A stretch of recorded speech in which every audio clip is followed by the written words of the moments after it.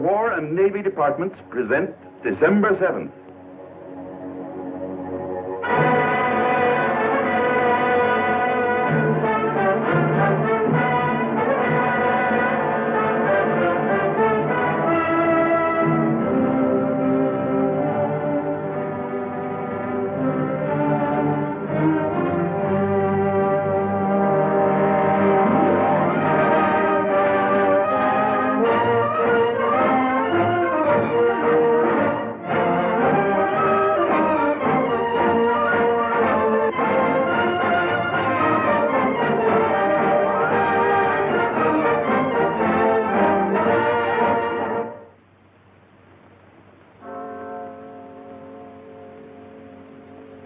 Early Sunday morning on the island of Oahu.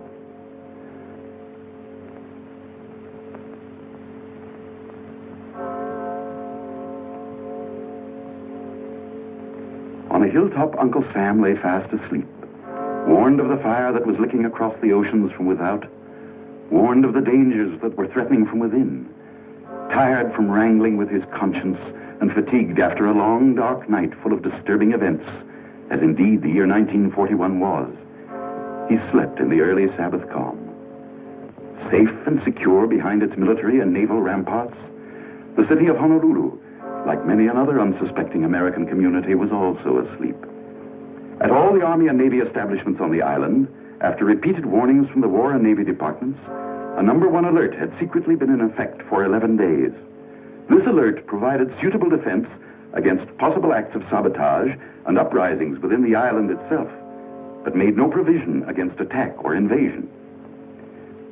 At Hickam Field, the Army's bomber base, precautions were taken to safeguard the equipment against sabotage. Hence, on this Sunday morning, the planes were concentrated in hangars or lined up row by row on the open field.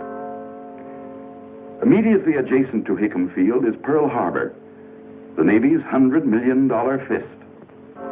Here, on this morning of a tragic day of reckoning, capital ships, heavy and light cruisers, lay at anchor. At anchor, too, lay several destroyers, tenders, minesweepers, and repair ships, 86 vessels in all. By 7 o'clock, the city began to stir. For the most part, the atmosphere was serene and quiet. At Hickam Field, ground crews were at work.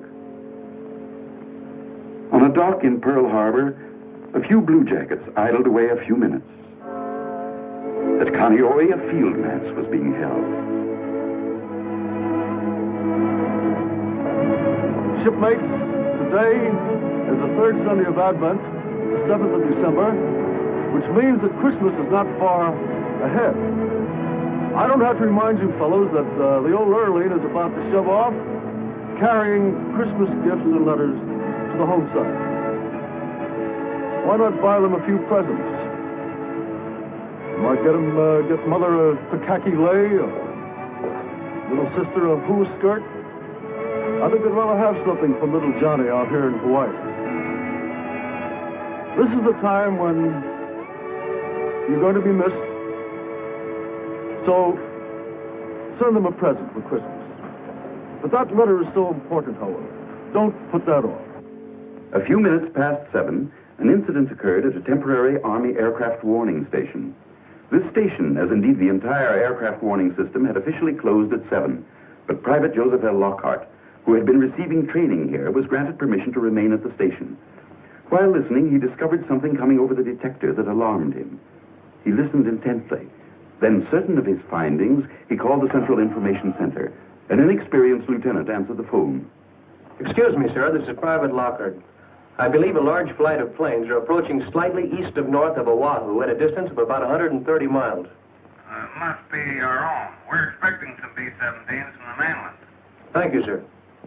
This incident, where it acted upon, would have given our forces brief but precious time for defense action, and may have considerably affected the events of this fateful day. Regrettably, Private Lockhart's warning went unheeded. It was 7:50 a.m. by the clock on the Aloha Tower when the drone of planes was faintly heard.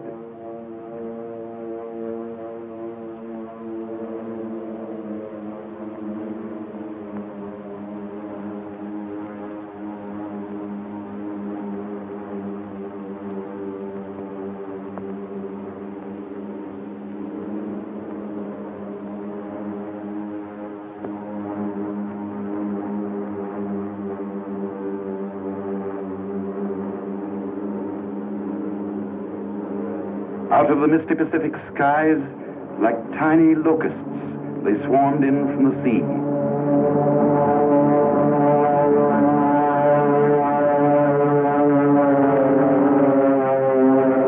From the south.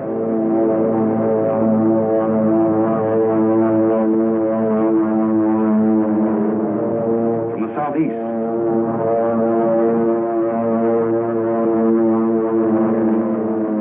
And from the north.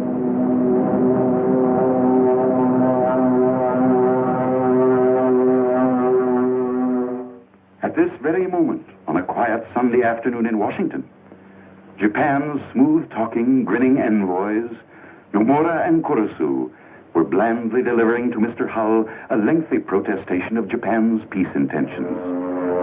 Yes, at this very deceitful moment, about 200 of Japan's messengers of death swooped in over our Pacific paradise.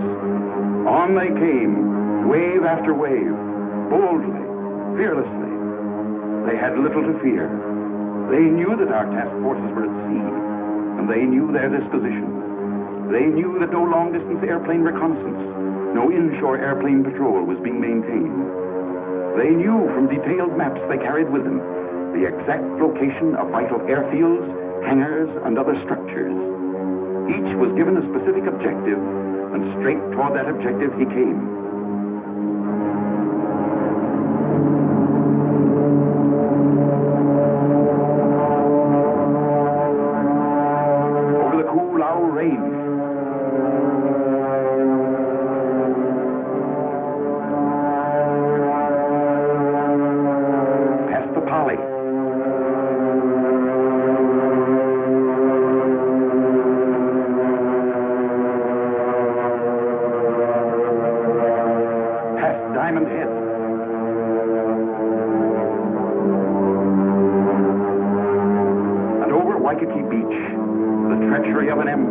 On the wing.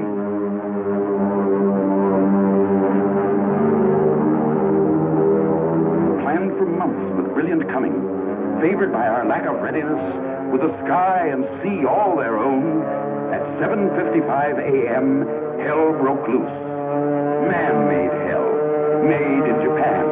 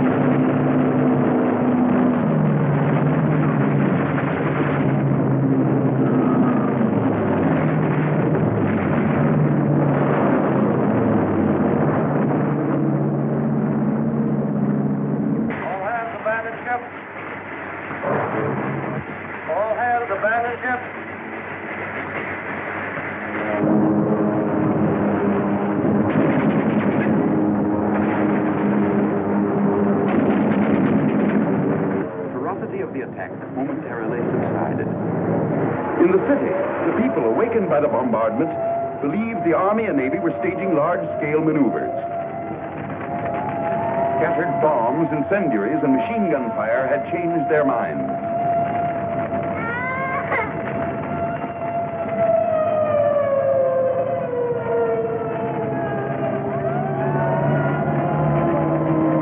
One gentleman, when interviewed by a reporter, was stubborn and refused to change his mind.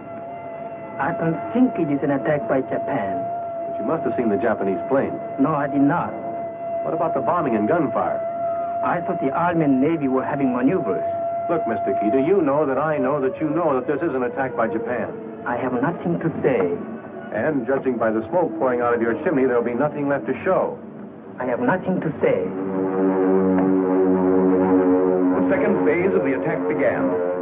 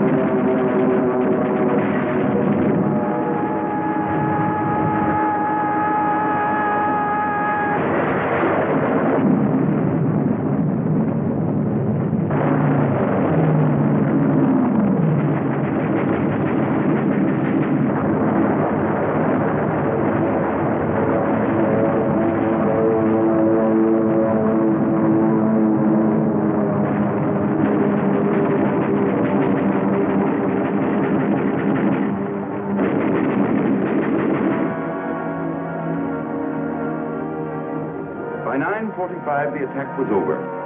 1 hour and 50 minutes of perfidy. The last wave of the invaders was beaten off. Yes, beaten off by our men, who against overwhelming odds, heroically and magnificently gave notice to the world that we had only begun to fight. When they sneaked in, they were about 200 strong. Only about 150 when they departed. Behind them, they left about 50 of their planes. Most of them were scattered on the airfields in charred, twisted, and mangled wreckage. A few had crashed into the sea and were washed up on the shore. Some were shot out of the sky and plunged headlong into the harbor. Grim telltale evidence that the list of dead Japs might have been larger and the list of our casualties smaller had we been sufficiently on the alert. These two-man submarines, 3 of which were accounted for, were especially built to operate in shallow waters, such as are found in and around Pearl Harbor. This piece of underwater perfidy won't be forgotten. Yes, this, as indeed the whole diabolical plan of the attack, was conceived and aimed toward achieving one objective, and one objective only: to catch us off guard, smash our fleet, cripple our standing as a sea power, and put us out of business. In this it failed. But tragic and terrible was the scene of destruction. Heartbreaking, the sight of ships built to fight and die proudly, now left burning in shallow graves. Painful and lamentable the scenes at Hickam, Wheeler, Kaneohe. with barracks, hangars, and equipment a mass of battered debris. Always, said President Roosevelt, always will our whole nation remember the character of the onslaught against us.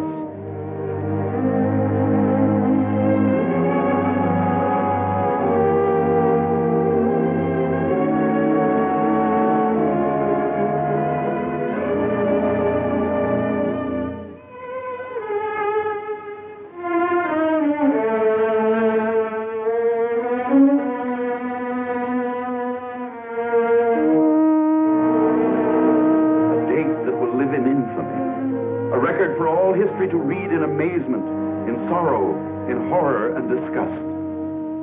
Those also were President Roosevelt's words. Horror and disgust, amazement and sorrow.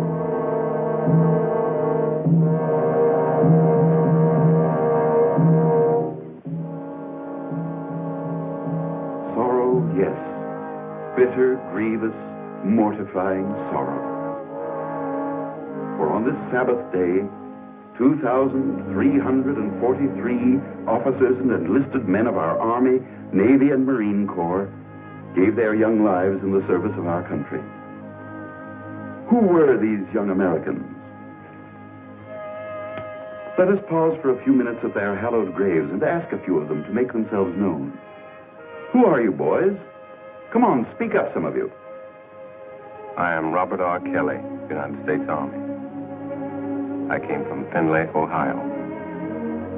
My parents are Mr. and Mrs. James E. Kelly.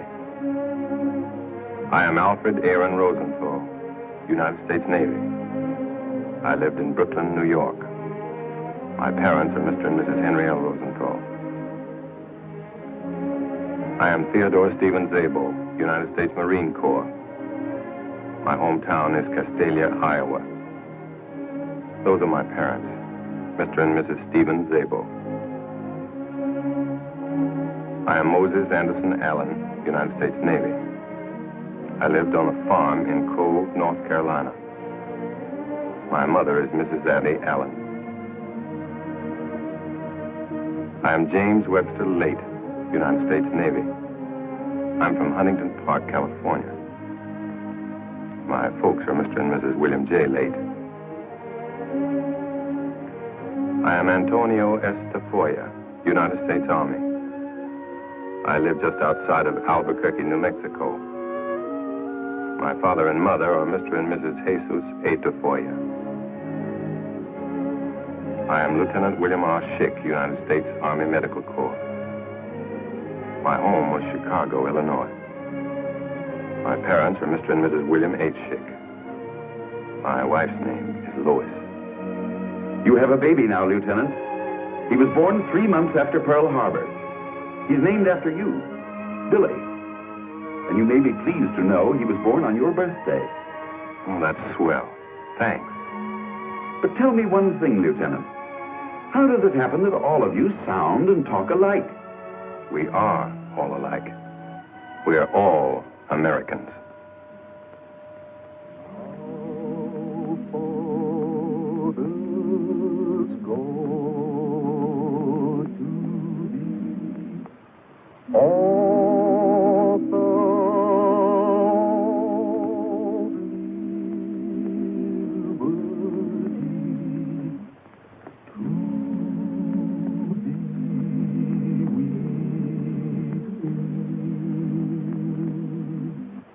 Long may our land be bright with freedom's holy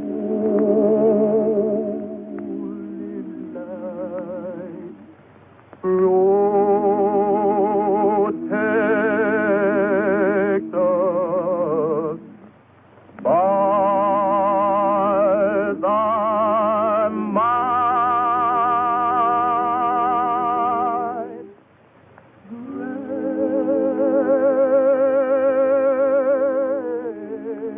Great God, our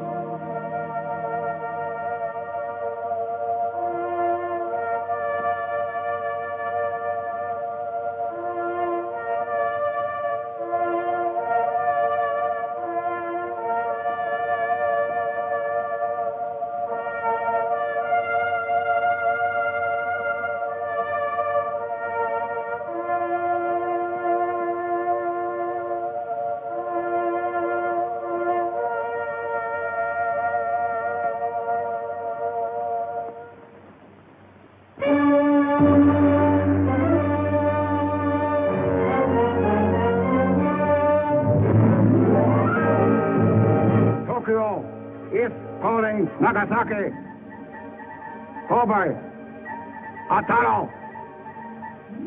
His Excellency Premier General Hideki Tojo will report to the nation. For many years, the democracy of the United States has threatened to enslave the life of our peace-loving nation. That threat has now effectively been disposed of. I have the honor to report that our bombers have struck an annihilating blow at United States sea power. Here are the facts. Almost immediately, the crowing began. Let's listen to the facts. The battleship Arizona sunk and lost. Regrettably, that's correct, Mr. Tojo.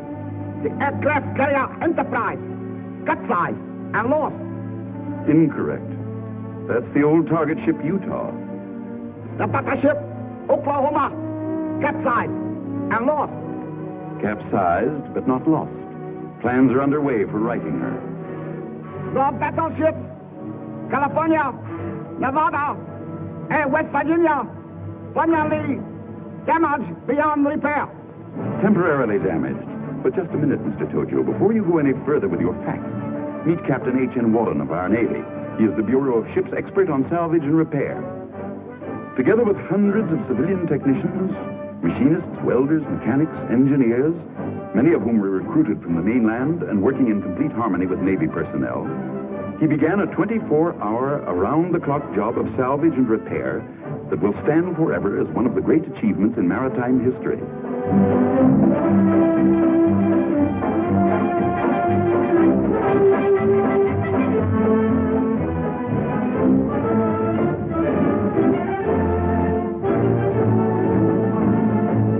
Above and below the water's surface, this epic of masterful engineering went on. Captain Wallen has proved you a mighty tall storyteller, Mr. Tojo.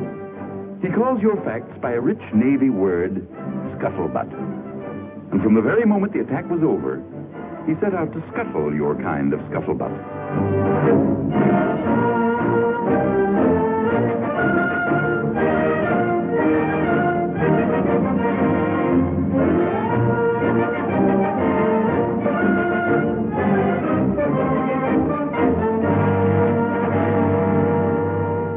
The 23-year-old California, known affectionately to our blue jackets as the prune barge, with her ugly wounds temporarily bound, was refloated and towed to dry dock. Similar attention was given to the 28-year-old Nevada and the 21-year-old West Virginia. Here in dry dock, in record-breaking time, they were overhauled and improved from stem to stern, from hull to peak. Now, dressed in their up-to-the-minute fighting garb and raring to go, these mighty warriors and their proud crews stand out to sea. Godspeed.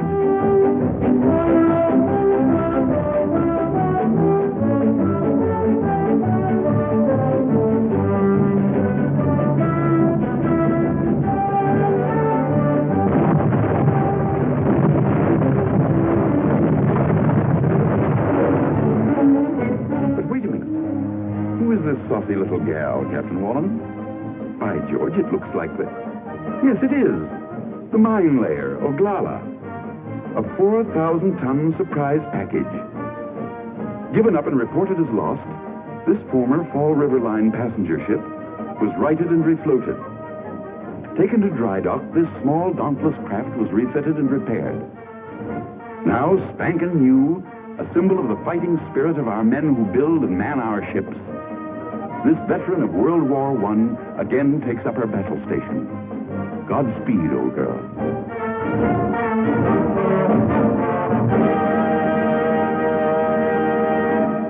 So you see, Mr. Tojo, how poorly your facts stand up. Sorry to have interrupted. That which is left of the Pacific Fleet is now in disorderly flight, seeking shelter in the Panama Canal. Before you were lying. Now you're fishing. All shipping lanes between the United States mainland and Hawaii are blockaded. And now you're wishing. No phantom ships these, Mr. Tojo. but a huge convoy from the mainland. 36 ships, quite a number for blockade runners. And they're loaded to the gunwales with reinforcements and supplies.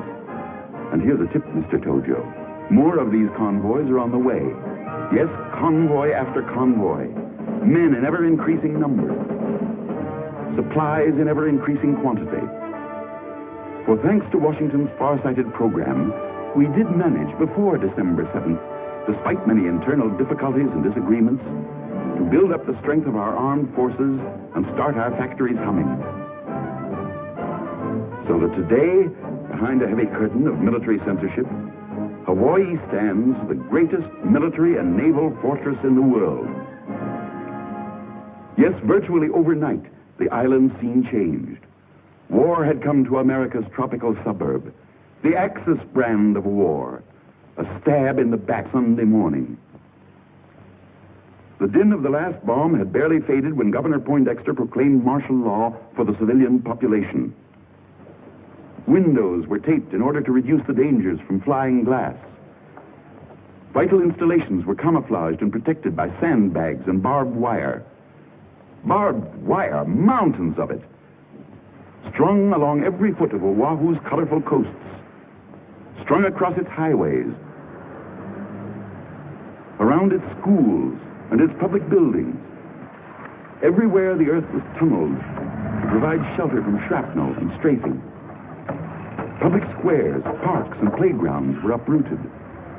Sturdy concrete shelters were built and distributed throughout the city. An efficient air raid warning system was put into operation, and for the first time in history, American school children were brought face to face with the grim reality of war.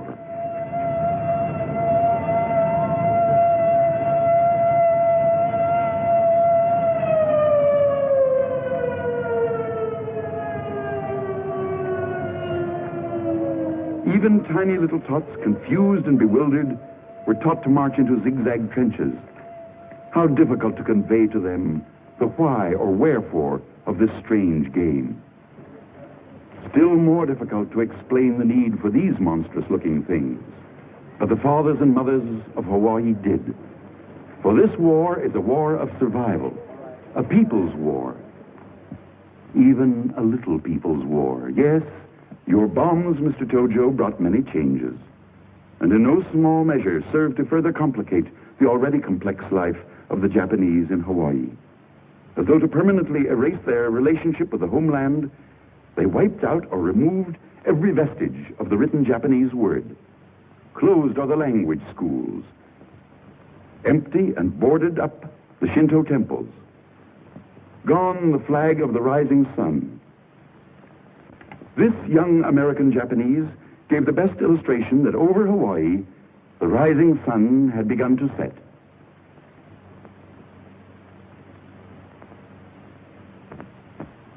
Thus, war came to Hawaii, USA. The Aloha Tower, once the symbol of welcome and hospitality, now stands clad in weird war paint. No longer do luxurious liners bring vacation-bent tourists to these once happy isles. The liners, too, have gone to war. No longer is Waikiki Beach the sun-kissed playground of the Pacific. Barbed wire has changed its face, too. Now, at twilight, the city streets are empty and deserted. Blackouts start each day promptly at dusk. Well, you may crow, Mr. Tojo. You've done a good job of stabbing in the back. You've darkened our cities. You've destroyed our property. You've spilled our blood. Our faith tells us that to all this treachery, there can be but one answer, a time-honored answer. For all they that take the sword shall perish with the sword.